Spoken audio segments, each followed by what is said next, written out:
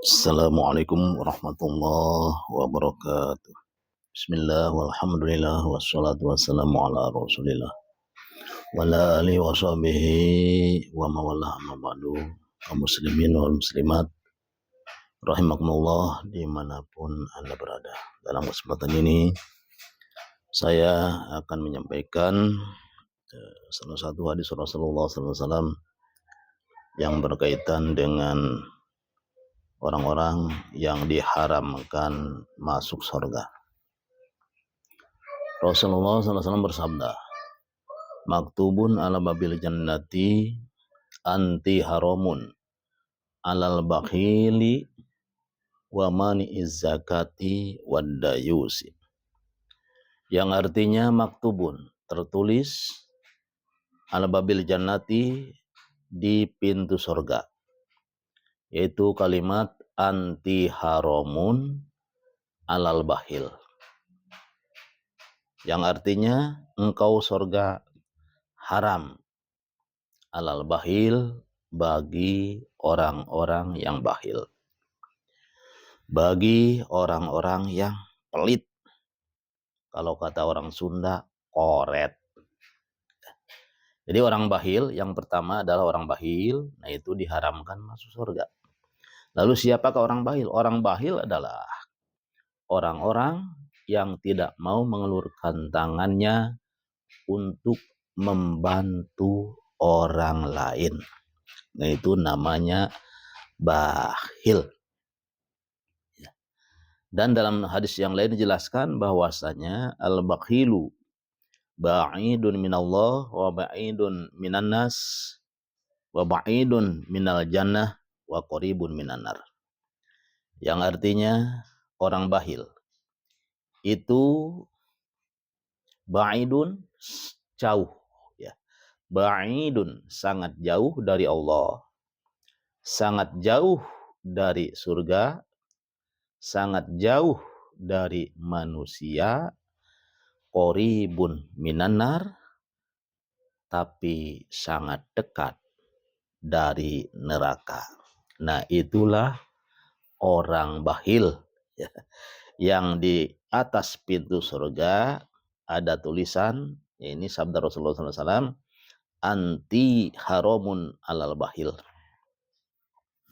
yang artinya engkau surga haram alal bakhil, bagi orang-orang yang bakhil alias pelit, buntut kasiran, tidak mau mengelurkan tangan untuk membantu orang lain, tidak mau berinfak, tidak mau bersodakoh, yang padahal dia hidupnya berada. Kaum muslimin dan muslimat di mana saja berada. Yang kedua adalah wa mani'iz zakat. Artinya anti haramun ala mani'iz zakat. Engkau surga haram hukumnya ala mani'iz zakat, bagi orang-orang yang tidak mau membayar zakat. Ini ancaman kepada siapa? Ancaman hadis ini adalah kepada orang-orang yang kaya raya, banyak harta, bahkan sudah mencapai beberapa nisab atau minimal satu nisab, ya. Apabila ada orang muslim, muslimat mempunyai harta satu nisab minimal, lalu dia tidak mau mengeluarkan zakatnya yang 2,5%, maka ini berarti hukumnya mani'uz zakat. Yang diancam oleh hadis ini bahwasanya orang yang enggan membayar zakat hartanya pun sama haramun, ya, anti haramun ala mani'iz zakat. Engkau wahai surga haram hukumnya bagi orang-orang yang enggan membayar zakat, yang padahal dia mempunyai harta banyak sekali, ya, cuman sayang. Kalau saya bayarkan zakatnya nih sayang, hasil usaha saya. hasil kerja keras saya. Ya, yang akhirnya dia tidak mau untuk mengeluarkan zakatnya yang padahal hanya sedikit. Hanya 2,5% yang wajib dikeluarkan zakatnya ya dari nominal harta kita. Itu pun kalau sudah mencapai nisab, yaitu satu nisabnya sebanyak atau senilai dengan emas sebanyak 90 gram emas. Kaum muslimin muslimat yang berbahagia dimanapun Anda berada. Adapun yang ketiga adalah tulisan yang terpampang di pintu surga, yaitu anti haramun ala dayus, yang artinya engkau haram wahai surga ala dayus, bagi orang-orang yang dayus. Orang yang dayus itu orang yang bagaimana? Ya, orang yang dayus adalah sebagaimana ketika Rasul ditanya, ya Rasulullah, wa madayus. Wahai Rasulullah, dayus itu seperti apa? Orang yang dayus itu bagaimana? Rasul menjawab, alladzi ya'lamul qabiha ala ahlihi wa yaskutu. Nah, itu jawaban Rasulullah SAW ya, ketika mendapat pertanyaan dari para sahabat, yaitu tentang orang yang dayus. Jadi yang artinya sabda Rasul, orang dayus adalah orang-orang yang mengetahui bahwa keluarganya berbuat keburukan. Anak istrinya berbuat munkarot, berbuat maksiat, ya, bahkan saudara-saudaranya, tetangganya, saudara senasab maupun seagama, dia paham, dia melihat mereka berbuat keji, berbuat maksiat, berbuat munkarot, tetapi dia tenang-tenang saja. Artinya dia setuju terhadap kemunkaran, kemaksiatan, kekejian yang diperbuat oleh keluarganya, saudara-saudaranya, tetangganya, bahkan oleh muslimin muslimat, oleh orang-orang beriman. Ya, itulah orang dayus. Nah, ini pun sama terkena ancaman dari hadis tadi, yaitu anti haramun ala dayus. Ya, engkau diharamkan wahai surga ala dayus, bagi orang-orang yang dayus. Na'udzubillah thumma na'udzubillah. Bahkan nah, kita kembali kepada nomor 2, yaitu surga diharamkan bagi orang yang tidak mau mengeluarkan zakat hartanya. Ini juga sama ya.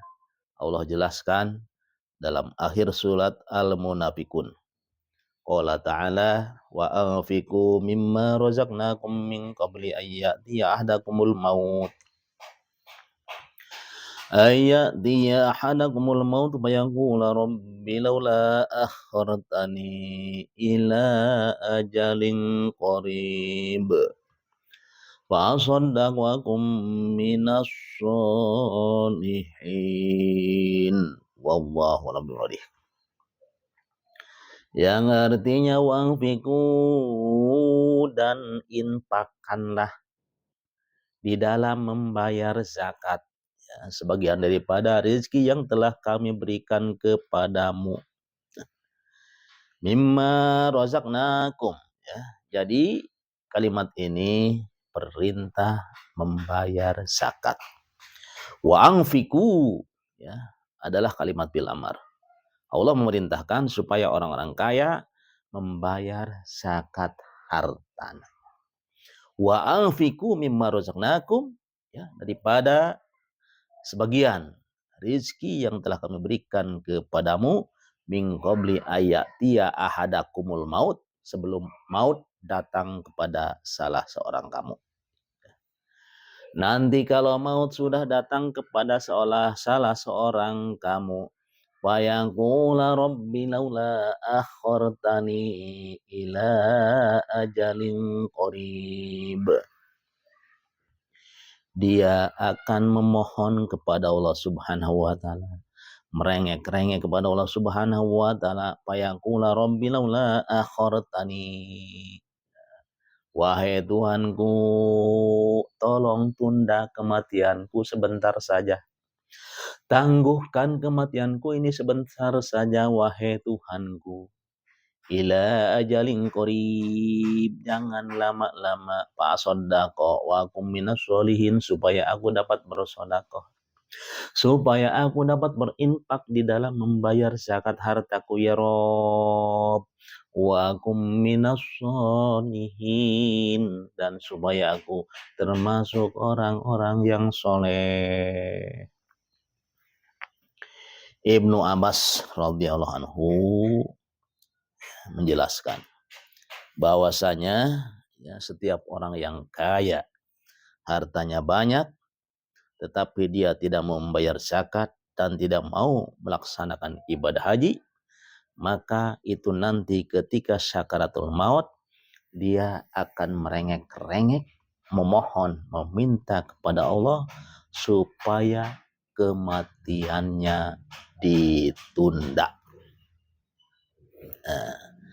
Lalu dijawab oleh Allah Subhanahu wa taala, wala yu'akhirallahu nafsan idza jaa ajaluha wallahu khabirum bima ta'malun. Wallahu alam bimuradi, yang artinya wala yu'akhirallahu nafsan idza jaa ajaluha, dan sekali-kali Allah tidak akan menunda kematian seorang pun apabila sudah datang ajalnya. Apabila sudah datang waktu kematiannya, tidak akan maju dan mundur sedikit pun.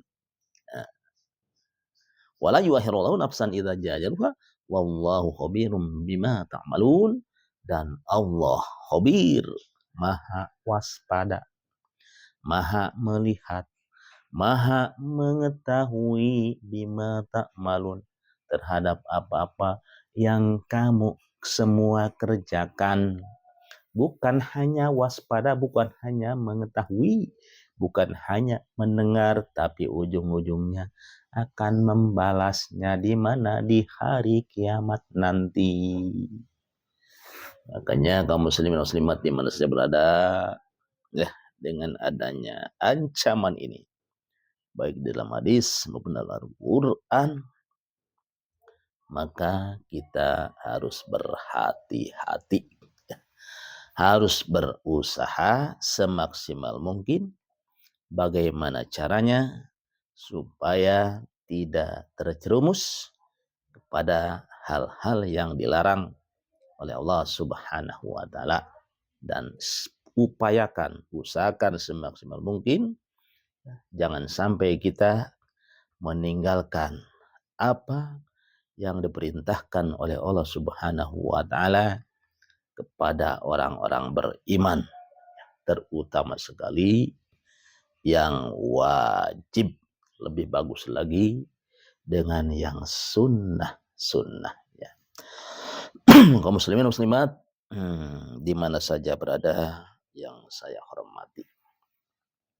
Jadi kesimpulan daripada tausiah ini adalah, yang pertama, kita sudah paham bahwasanya di pintu surga ada tulisan yang berupa ancaman, yaitu yang pertama kepada orang bakhil, orang yang pelit, buntut kasiran, tidak mau mengelurkan tangan untuk membantu orang lain. Nah, ini diharamkan masuk surga. Yang kedua, orang-orang kaya yang sudah banyak hartanya, minimal 1 nisab, apalagi sampai beberapa nisab, ya tidak mau mengeluarkan yang 2,5%, yang hukumnya wajib dikeluarkan, diserahkan kepada mustahiknya. ini pun sama ya, diancam ya, dengan tulisan yang ada di pintu surga. Nah ini Rasulullah SAW yang bersabda. Yang ketiga adalah orang dayus. Orang dayus pun sama ya, itu orang-orang yang paham, yang tahu, melihat bahwasanya keluarganya, anak istrinya, tetangganya, saudara sekandung, senasab, saudara seiman dan seagama berbuat maksiat, berbuat munkarat, berbuat keji, tapi dia malah setuju dengan kemunkaran, setuju dengan kemaksiatan, setuju dengan kekejian yang diperbuat oleh keluarganya, saudara-saudaranya, dan tetangganya. Jadi kesimpulannya, kita sebagai orang beriman, orang Islam, maka tidak boleh setuju dengan kemunkaran, kemaksiatan, kekejian, dimanapun yang terjadi, minimal hati kita tidak boleh setuju. Insya Allah ya, kalau hati kita tidak setuju dengan segala bentuk kemaksiatan, perbuatan keji, apalagi yang namanya kekufuran, kemurtadan, nah itu lebih dahsyat lagi ancamannya. Na'udzubillah, summa na'udzubillah. Ingkarilah semua kemaksiatan, kemunkaran, dan kekejian. Jangan sampai hati kita menyetujuinya. Jangan sampai hati kita ridho, rela dengan kemunkaran, kemaksiatan, kekejian dimanapun berada. Mungkin hanya itulah yang bisa saya sampaikan. Ya, kurang lebihnya mohon dibukakan pintu maaf yang seluas-luasnya. Dan mudah-mudahan ada manfaatnya. Usikum wa nafsi bitaqwallah. Wassalamualaikum warahmatullahi wabarakatuh.